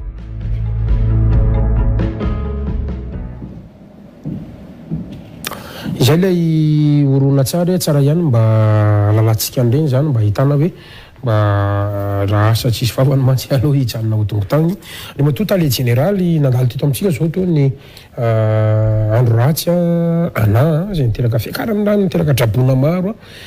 teto Antananarivo sy ny manodidina reny ihany koa ny rivodoza anisan'ny tena nivomafy mihitsy ny fatra atsimo-atsinanana sy atsimo anjefaniny raha ohatra ka miresaka ny fidy manokana fotsiny no resako androany inona zany ny asa ataonareo miatrika an'ireny zavatra iny.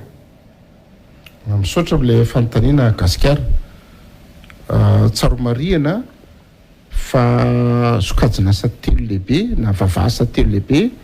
no atreny fidy andraha ny fitondram-panjakana ny fidy eo anatreny favoazana mahazo ny prétendazana sy ny commune ny faritra maro. Ny sehatra asa voalohany aloha dia le songadina teo le asa tana maro. Ny asa tana maro misy tanjona vitsivitsy karohana sy kendrena ao anatin'izy voalohany indrindra aloha fametrahana an'le mponina sahirana ataontsika hoe traboina ho manana andraikitra amin'ny famerenana amin'ny laoniny ny tontolo iainana. Raha misy faharavana na misy fahasimbana na loto isan-karazany tatatra tsentsina noho ny antony maro tafiditra anatin'izany ny fanarena fako eny rehetreny ka mampitomana ny fivoahan'ny rano dia manana andraikitra ireny mponina traboina eny amin'ny faritra eny amin'ny toeram-ponenana misy azy quartier fokotany commune hitondra ny anjara birikiny amin'ny famerenana ny laoniny ny toeram-ponenany. Zay aloha zany zava-dehibe ny fampandraisana ndraikitra n'izy ireo ary raky ndresako hoe amin'ny fanateran'ny tetikasa dia raisina ho tompona ndraikitra ny mpisitraka fa tsy miandry fahatany na miandry fotsiny ny fanampiana avy amin'ny fitondram-panjakana. Dia ho tambin'izay anjara biriky entiny miasa adiny 5 anatin'ny ray andro no hanomezana azy an'le 5,000 ariary hoentiny miatrika ny fandaniana ilainy. Raha ataontsika hoe 20 andro izy miasa dia eo amin'ny 2 ariary zany no azony isam-pianakaviana. Marihana fa eo anatreny fisian'ny aretim-mandoza Covid ankilany sy eo amin'ny fitsonjovana ny lafiny ara-pahasalamana amin'ny ankapobeny andro mpisitraka ireo dia tsy maintsy ataonay fidy izay mahazo antoka ny fanan'izy ireo fitaovam-piarovana mandritry ny asa ataony. Tsy kakitsika zany raha ohatra ka tsy maintsy manao fiarovana amin'ny kiraro izy mampiasa izy fanamina fandraika amin'izay ny cache-bouche mazava ho azy ary voara-maso ara-teknika ny fanajana ny fepetra mikasika ny fahasalamana. Donc zany fitiana zany tanjona roa zany tratra ray famerenana amin'ny laoniny ny toeram-ponenany famahana ny olana mahakasika an'le favoazana teraky ny loza voajanahary fa faharoa afany entina mihetsika satria mandritry ny rivodoza na ny loza voajanahary de azotsika rehetrrehetra fa misy fitsarany ihany fiarina izy ireny andro vitsivitsy dia hoentiny miarina zany sy miatrika an'izay aoriana loza zay iny asa iny sokajy asa voalohany zany le asa vonjena ataontsika hoe asa tanamaro sokajy faharoa asa ankininy gouvernemanta fitondram-panjakana mifidy ankoa de fanarenana fotodrafitrasa misy fotodrafitrasa ara-tsosialy sekoly EPP, CG, lycée na koa ara-pahasalamana CSPS, CSP2 ka tsy araky ny ministera na ny departemanta voakasiky zany ny fanarenana avy hatrany dia ndraikitra sy adidiny be ny tanàna ny manao tatatra any amin'ny lehibe ny district mampakatra azy aty amin'ny BNGRC dia ny BNGRC no manetsika ny afidy de sahaninay koa zany araky ny vola mpalatananay hoety manana ny asa fanarenana sy fanorenana mba hiverenany amin'ny laoniny aingana de aingana ny ataontsika service public na ny asa fitsaboana na ny asa fanabeazana fampianarana sahanina eny anivon'ireny fotodrafitrasa iny ary ny fahatelo farany zay resahana koa gasikara de raha misy tohana arabola ataontsika hoe ataontsika fameno ohatra ho an'ireo sokajina olona marefo traboina dia ny fidy ihany koa no anakina ny fitondram-panjakana malagasy ny fanaovana ny fanadiadiana le enquête nresako teo mandesa tokantrano ary rahana amin'ny ministera ny mikasika ny développement numérique moa zany rahana amin'ny ireo ataontsika hoe mpisehatra hafa ny PAM ny Croix Rouge zay manampy manome tanana ny gouvernement malagasy fa raha atao hoe amin'izany sehatra zany ny anjara briky ny anjara asan'ny fidy ny verina fa lehibe indrindra ary amin'ny faritra rehetrarehetra district rehetra zay ny faritan'ny gouvernement malagasy amin'ny alalan'ny BNGRC ary eo ambanin'ny fandrindrany ministera mponina ihany no irotsahana fidy ireo zany ny sokajy telo asa ankininy fitondram-panjakana fa na amin'ny asa sokajina asa voalohany asa tanamaro na sokajina asa faharoa fanarenana sy fanorenana fotodrafitrasa famerenana amin'ny laoniny service public na ny fahatelo fanampiana fanaovana tantsoroka dia tsy miova ny fotokevitra entina miatrika zany fandarana azy zany dia ny voalohany famalina ny ataontsika hoe vonjovoina maika réponse d'urgence faharoa ny fanatsarana ny fahafahan'ireo ankonan'ireo marefo miatrika na capacité de résilience ary ny fahatelo farany tsy adinitsika de le hoe fampandrosoana azy mihitsy satria misitraka foana zany zareo reo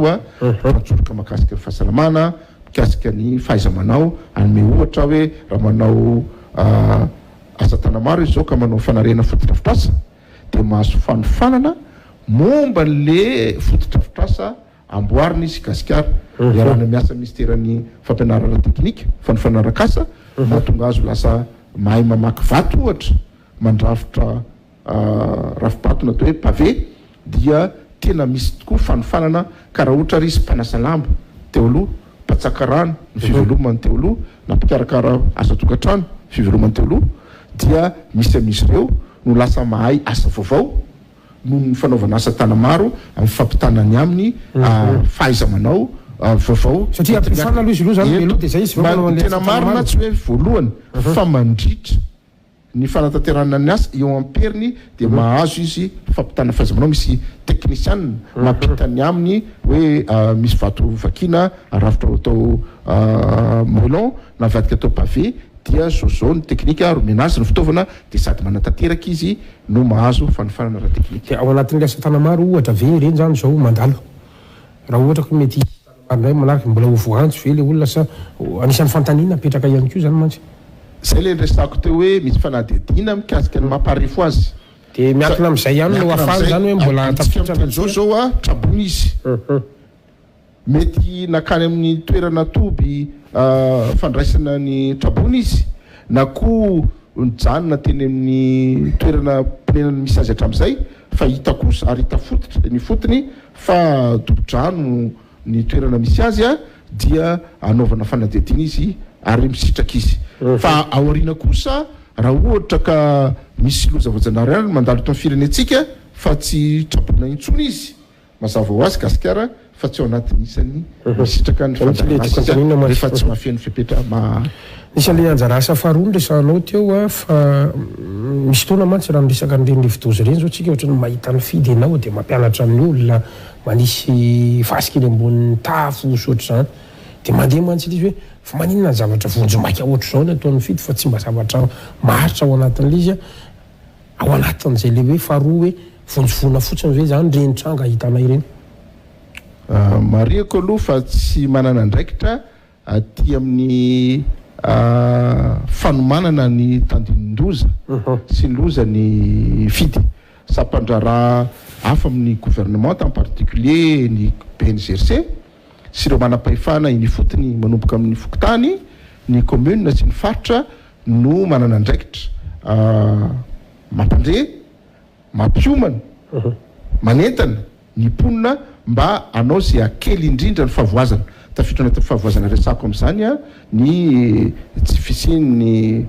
fahafatesana na fahakelezana ny tapafatesana arak'izay azo atao reny zany ataontsika hoe fiomanana reny zany a ny gouvernement ray manontolo ny manam-pahefana iny fotony fa ny anjara birikinay kosa zany amin'ireo fotoandreny dia mampafantatra ny manam-pahefana iny fotony ny zara asanay fidy raha sanatry tokoa ka tonga losa dia afaka zaraina amin'ireo manam-pahefandreo hoe reto avy ny zara asa na hiraka omeny ny fitondram-panjakana nay fidy ahafahanay manome tanana amin'ny fiarenana aorian'ny zany rivotoza na fahavoazana toy ny covid-19 na koa ny kere zany zay indray zany a andraikitray zany a ny mahakasika ny relèvement ny réponse d'urgence angely resako ny gasikara teo hoe nanapotika zavatra petsaka ny rivotoza le tanàna dia mifanome tanana amin'ny mpitandro filaminana miaramila gendarme polisy ny mpitsitraka tondra anjara biriky mamerina amiloniny an'izany tanàna sy toeram-ponenana zany a dia amin'ny alalan'ny asa tana maro andraikitra fidy iny ataontsika hoe réponse d'urgence iny fa nitiako resana am'le hoe capacité de résilience dia le hoe famerenana sy le développement famerenana amiloniny service public hoe lasa ny tafo tsekoly dia ampiny izy amin'ny asa fanorenana sy asa fanorenana ny ataoko hoe fanorenana raha ohatra ka tsy safotra ntsony le fotodrafitra asa teo aloha matetika vita amina akora naturaly dia zavatra ampure mateza ary manaraka ny fenitra amin'ny ady amin'ny rivotoza no apetraky ny fidy no lovain'ny taranaka faramandiby eo amin'izany toerana zany merci andre mato tale général zanatrana zany fa betsaka ihany zay tetikasa fiahina ho an'ny mpiarabelona zay ataonareo fidy zay fa ity misy oronina tsary farany alevantsika satria maraparana ny fandaharany tsika io a mba afahantsika miresaka satria misy ihany koa ny tetikasa maharitra zay efa nampidirinao sady moa izy teo a dia oresantsika kely fa milohan'izay aloha tao anaraka amin'ity oronina tsary titsika zany a rehefa mavitrika eo amin'ny fokotany ampany mahitsy iantry ny alarimanana intsirova velona anarako fitraka ao amin'ny tetikasa ankonana miarina reny mavitrika le hoe sehatra masoa zany a dia fampianarana le izy kanefa fampianarana fiainana andavanandro le izy a zay nokarakaraindrareo fidy a dia tondra tombontsoa be zany izy eo amin'ny fiainana satria maro ny zavatra tsy fantatra zao a kanefa no nisy zany le fampianarana dia lasa nisy zavatra fanampiny zany ohatra hoe ny ainanao a dia niampy le izy dia lasa nitondra tombontsoa teo amin'ny fiainana zany le fampianarana tao amin'io sehatra masoa io satria misy loha hevitra maromaro be deabe zany eo anatin'le sehatra masoa ohatra zao ny fatokisantena dia ny zosy ny adidy a dia ny ady amin'ny herisetra mifototra amin'ny fananahana dia fivelaran'ny zaza madinika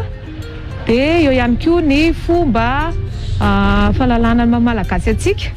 dia eo ihany koa ny fomba fikarakarana sakafo sy ny karazana sakafo maro loko be deabe zany ay misy karazany zany le sakafo hoe zozoavy ny ampifandanjana azy nisy voka-tsoa azoko zany tamin'ny fandraisana an'le ankonana miarina satria ohatra na manokana zao taloha mivarotra akony dia latabatra fotsiny nivarotako voalohany indrindra dia rehefa tonga zany le zany hoe nanoratra anarana dia za raha mahazo vola aloha dia tonga dia any amin'ny tsena zany aloha natotoko le vola dia rehefa nahazo vola voaloha sy faharoa dia vitanako vitrine aloha le izy dia zany hoe nitombo zany entana namidy dia nitombo ihany koa zany aloha le mba tombom-barotra kely.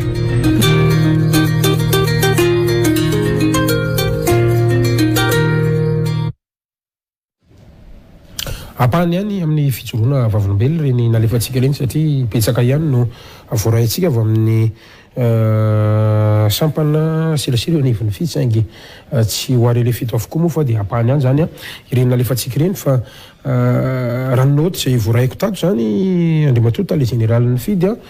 maromaro ihany zany zay tetikasa fiahinareo ho an'ny mpiarabelona zay antsoroanareo anivon'ny fidy zany risantsika teo novatsiny ankohonana ny asa afitra mirindra no fiantsona azy teo ny asa vonjy vona eo ihany koa ny fanarinana fotodrafitrasa sy ny marafa zay nyteneninao teo zany fa mba tiako amaranantsika anazy anisan'ny nanaitra no maro ny hoe tetikasa izay entinareo anampinina ny mpiarabelona maritra ny taonany maro to telo taona angambana izay raha tsy diso ary to hoe andreny vohitra ohatrany ahoana indray zany makasika an'izy io izy avy no reny vohitra zay misitraka azy io toka misaotra fanontaniana gasikara amafisina tokoa fa raha le fandaranasa roa lehibe tanterana fidy ny vatsinankonana sy ny asavitra mindrindra dia makasika indrindrandrindra ary mifantoka lehibe kokoa amin'ny tontolo ambanivohitra ny fanarenana ny tantsoroka an'ireo mponina ny ambanivohitra ireo ananany fivelomana ananany fiainana metimety sy tsaratsara kokoa indrindra amin'ny sehatra maha-olombelona fa eo ihany koa ny lafiny ara-pamokarana ka rehefa mifamokarana zany resantsika ny ambanivohitra dia misy antsika fiompiana fambolena sady fiarovana ny nofotany fiarovana ny loharano mombany rano protection na source fiarovana ny ataontsika hoe bassin versant na sahandrika eo ihany koa fiarovana ny tontolo iainana satria manao ezaka be tabe ireo mpisitraka ireo ary rahana miasa ministerany tontolo iainana zany sy fampandrosoana lovainjafy amin'ny fambolekazo mandrakotra velaran-tany amanjatony hektara ny mpisitraka mifidy zay fananany raha teo iny na voankazo toy ny café girofle cannelle araka izay mety any amin'ny toetany misy azy avy reny zany le ataontsika hoe mifantoka amin'ny tontolo ambanivohitra fa fantatritsika tsara fa hatramin'ny nanaovantsika ady amin'ny covid-19 fa ny tatendreny vohitra ny anisan'ny tondra faisana mangiry firy raha tany mponina voan'ny covid zany resantsika dia be lavitra zany ta zany amin'ny tontolo andreny vohitra eo anatreny zay ny nanaovan'ny fitondram-panjakana malagasy ny gouvernemanta malagasy fifampirarahana famatsim-bola tamin'ny banky eraisam-pirenena nafana mitodika manokana akoatra ny fanoizana le fandaranasa roa teo aloha vatsinankohonana sy ny asavitra indrindra zay mitohy amin'ny faritra sy ny mitatra amin'ny districta maro vaovao dia misy an'io fiahinany mpiarabelona aty anivony renivohitra ny renivohitra anankitelo ny fanarahany mpamatsy vola banky eraisam-pirenena tamin'ny gouvernemanta malagasy zay soloan'ny ministeran'ny mponina fianarana sosialy tena dia ny Antananarivo renivohitra Tomasina renivohitra sy Fianaratsoa renivohitra zay marihana fa zay efa tena nizakany mafy sy nitseraniana tamin'ny resaka covid-19 ka nisitraka tosika fameno amin'le réponse covid reo tanàn-dehibe telo eo zany ahitana mpisitraka mitotaly eo amin'ny telo alina isa fianakaviana 30 000 ménages bénéficiaires no isitraka nyty fiahina fitambaran'le renivohitra fa petsaka amin'io moa zany be indrindra eo amin'ny 25 000 ménages mahery eo neto Antananarivo renivohitra reo zany le ankonana marefo fa mitovy ihany ny fampiarana sy fanatanterana ny fandarinasa dia mitovy ihany. Misy famatsiana vatsiarabola tokoa voaraindry zareo isa-tokantrano fa le tantsoroka be da be le voatanisa teo mba ny fahasalamany fanasatana ny fahasalamany fidiram-bola zavatra tsaromarina am'le atao hoe lesona antsoana sy amafisina amin'ny fandaranasa dia le mazava-dehibe ny zazakely. Ny ankizy ny olombelona ry gasikara dia ny arivo andro voalohany manomboka izy tsaika eo am-boaka ka hatrany eo amin'ny faharotonany eo no miantoka ny fivoarany rehetra aoriana. Zay zany mahatonga ny hoe vao misy vehivavy bevoka sy zazakely voateraka amin'ireo mpisitraka marefo ireo dia fa raisina antanana ny mombamomba azy amin'ny fanampiana sy ny torolalana sy torohevitra eo ny fanabeazana aizana mazava ho azy. Tsy maintsy omena ny zareo amin'ny fahaizany nanao fandrindrana fiainana ara-pianakaviana fa eo indrindrandrindra zany makasika ny fisafona ny fanatona tompo-fahasalamana amin'ny fihasalamana ankizy ny fidiovana ny fahadiovana ny sakafo dia ampianarina koa zany zao manao zaridaina kely fambolena mifanandrify amin'ny matanàn-dehibe tanàn-dehibe zany hoe mety amin'ny tokotany kely manodidina ny trano eo ihany zany dia misy voly ataontsika hoe miantona zay ambolena karazana legioma isan-karazany ara-dalàna sy andraisana anjara amin'ny fanjarian-tsakafo iarahantsika amin'ny office national ny nutrition moa zany ny fampitanan'izay fa io koa ny fanampiana azy amin'izay veriny fa fivelomana mety sy mifanandrify amin'ny talenta mety ananana dia mahazo tantsoroka izy mahazo fanofanana izy arakasa mahazo fankely mihitsy ny hoe izy ny fitaovana zany nomenay dia nitona le fanofanana iarahana miasa amin'izay fahaiza-manao io fahaiza-manao io nareo manome an'le asa teknisiana na ohatr'izany manofana anazy ao anatin'le zay mihitsy le izy ary tsy mionona eo fa atao zay ahafahany mahita fifanarahana amin'ny resaka tsena indray ny resantsika mety misy orinasa lina sy afaka mandray ny vokatra dia satria rehefa manara-penitra le vokatry ny asan'ireo olo reo dia misy orinasa lina hoe mba hitady lalamba fa nareo no mitady an'izay lalambatsy kely zay manao karazana fanamorana zany na facilitation no ataony tetikasa fa nitombony kely amin'ity maharitra telo taona mantsy le izy le matao tale général telo taona no fantatro marina zany sady marina zany gasikara karaha telo taona ny ankonana miarina sy ankonana miatrika nataontsika teo tamin'ny taorinan'ny fahavoazana mahazofirantsika tamin'ny covid-19 dia mandritry ny 5 volana na 1 bolana raha ela indrindra fa izana nomenan'ireo olona ny tantsoroka rehetra mifanaraka amin'ny fiampitoana 1 bolana io ahafahany miatrika ny fiainana sy ny manatsara ny hoaviny fa amin'ity zany dia everina fa ao anatin'le 3 taona istrahany dia efa tsy misy fandraisany tsony mihitsy amin'ny fiainana tao anaty fahasaranana lalina ny fiainany aorinany 3 taona fa dia efa raisiko ohatra tsotsotra efa lasa mpandrarà ara-toekarena le olona ny zava-dehibe zany gasikara ny afana milaza azo atao tsara ny miady amin'ny fantrana rehefa misy faresen-dahatra sy indrindrandrindra fiovan'ny fotom-pisainana sy ny fomba fietsika sy ny fahazarana eno anivony olombelona tsiraray avy mitovy ny antony anabeazanatsika sy ny taizanatsika sy ny olombelona rehetrarehetra moa fa tsy tsika ihany mandeha antana tohatra mandalo dingana maro zany ny fanefena sy ny fanovanan'le olona fa mafisiko fa rehefa miova ny fahaizana sy fahalalana ananany dia miova ho azy ny fotom-pisainana ananany ary tokony iova ary antenaina fa iova ny fitondrantenany ny fomba famokarany sy mazava ho azy ny fahazarany teraka fiatsaram-piainana sy fivoarana amin'ny tsiraray isam-batan'olona fa indrindra ny ankonana sy ny toeram-ponenana ny commune misy azy zay zany ataoko hoe lalantsaina fehy ny asa tanterahana fidy amin'ireo fandaranasa ny fitondram-panjakana kankina aminay fidy ny fanatanterahana azy iny aloha dia mato tale généraly mbola bebe ny fanontaniako ato mbola tiako resahana teknisiana nefa me fotoana tapitra sady ny ora everiko ngamany ny akapobeany sy ny ambalena zay nyresantsika zay mbola tena maniry raha sitraka ao eny mba naiky anao mba hiveriny anao amin'ny manaraka mba iresantsika satria raha miresaka nytony le tetika asa vatsinankohonana to zao safotsika fotsiny fa tsy tena niresaka détailtsika ny chiffre hoe firy ny ary ohatra ny ahoana ny mety totoy any somary idiritsika lalindala kokoa ngamany amin'ny manaraka raha ohatra ka mbola sitraka ao fa ny androany aloha dia tapitra ny fotoanatsika nazanatra anazy nefa miko apampitona ihany ianao teny famaranana angamany ilazantsika azy raha misy avatrafatra na misy fanamariana ihany koa mety zavatra nomaninao ho ampitaina ho an'ny mpanaraka fandanina fa tsy nantaniko na tsy nametrahako fantaniana dia fotoana zao tompoka misaotra gasikara ngamba famitinana no raha sitraka gasikara no ataoko famitinana ny zava-dehibe ndrasantsika teto dia voalohany indrindra aloha ny gouvernemanta malagasy dia manana fandaranasa mahakasika ny sosialim-bahoaka dia ny ataontsika hoe fandaranasa mikasika ny fahina ara-sosialy na programme de protection sociale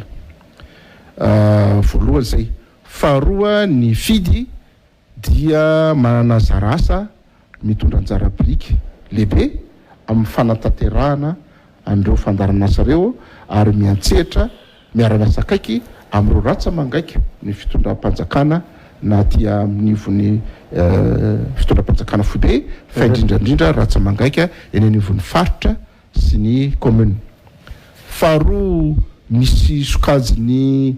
telo lehibe ozy izy tsika ny fandaranasa tanterahany fidy mikasika ny fahina ara-sosialy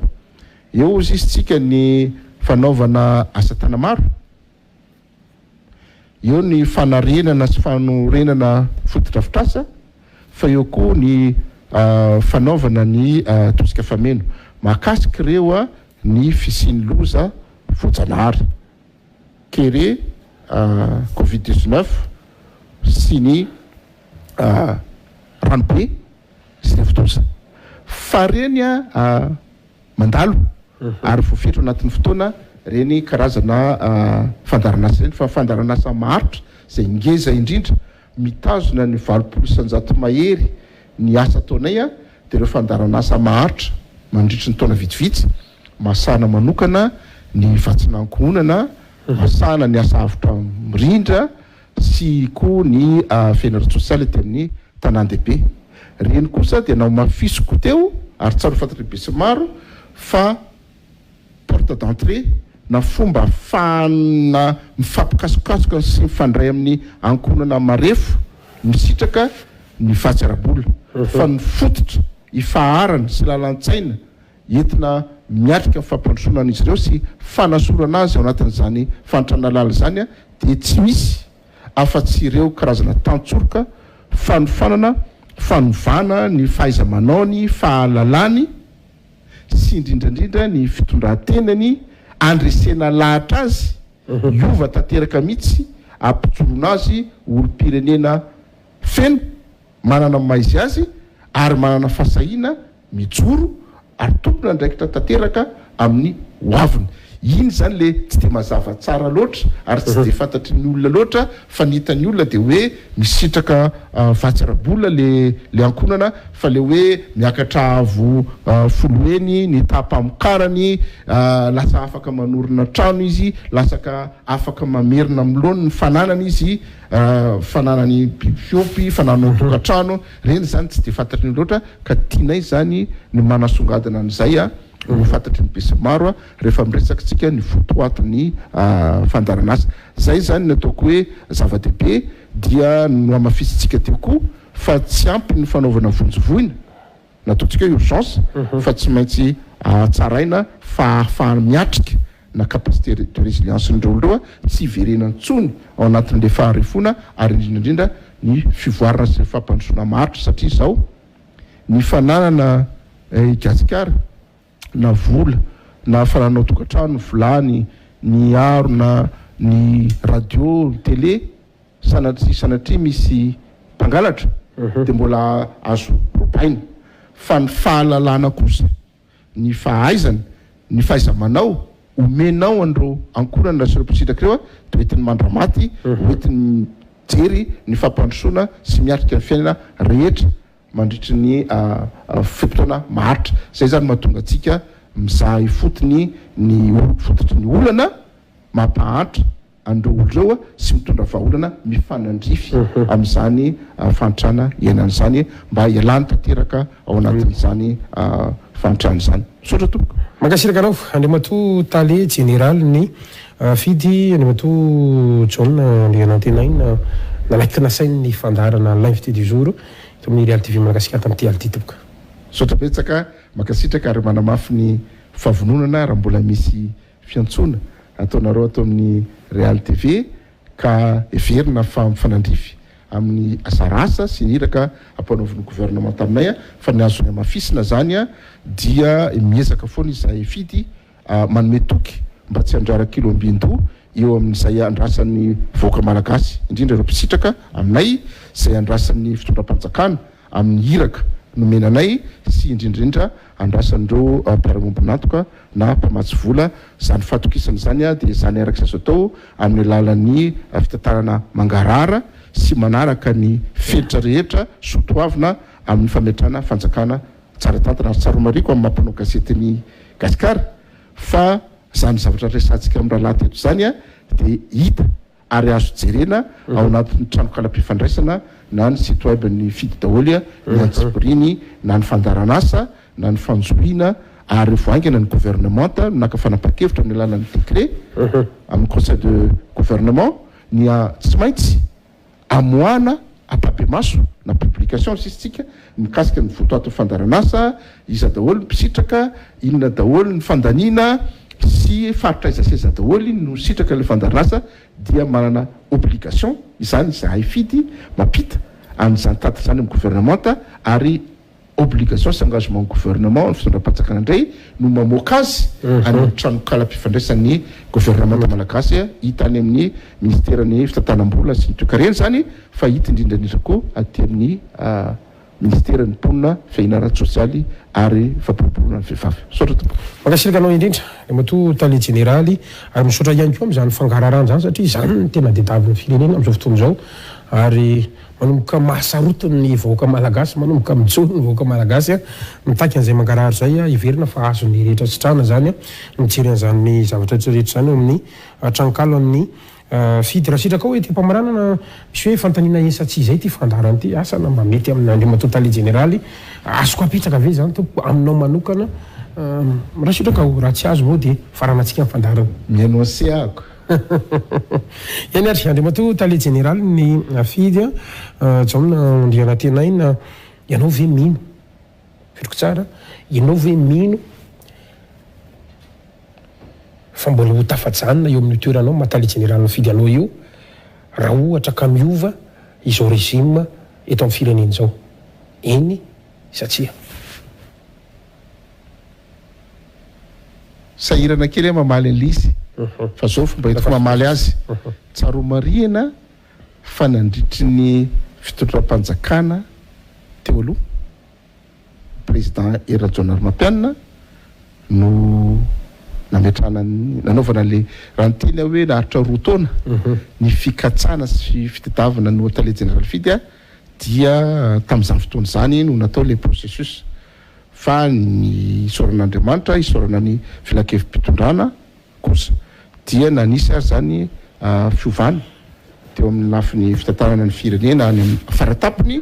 dia no amafisiny ny fitondram-panjakana ankehitriny ny anoizana ny asa fa nazavaiko tamin'ny Gasikara teo hoe miankina indrindrandrindra ary fantatra zany amin'ny vokatra mihoatra amin'ny tanjona ny faritan'ny gouvernement ny hiraka sy ny zarasa nankinina amin'ny tenako sy nankinina amin'ny fidy no mety hitohizany fifanarana ara-piaramiasa na tsy hitohizana zany no zany manam-pahefana itsika tompony andraikitra natao anjory sy anao tombana mikasika ny vokatra azo dia miankina amin'izay zany ny fanohizana na tsy fanohizana ny andraikitra amin'ny Tale Généraly ny fidy. Mankasiraka indrindra Andriamato Tale Généraly ino mo tsy rerera tsy aritra ina tsy nafapo anse valy le valiana eny sy ty satria na tsy manina ka tsy manina fa résultat le izy hoan'ny vahoaka moa iny fa tsy hoana fa ary za tsy hoe mitako hoe tsy maintsy saona zao fomba réflexion tsy makasitraka ny mato tale général anakinasany fandarana sotranao indrindra dia miratro anao to tafotsoma tsara ny tokantrano amty ality toko sotra indrindra toko ary manamafy misorana ho an'ireo mpanaraka izao fandarana azy zao a dia mino sy manantena araky ny fanasany se teo a fa mbola isy fotoana sy sehatra afatsika miditra bebe sy lanindala kokoa mikasika ny fond d'intervention pour le développement sy ireo zarasa ankiny ny fitondram-panjakana amin'ny fidy sotra tomboka lasy tompo avy mametraka ny veloma mandrapitafa ho amin'ny manaraka inay veloma tomboka.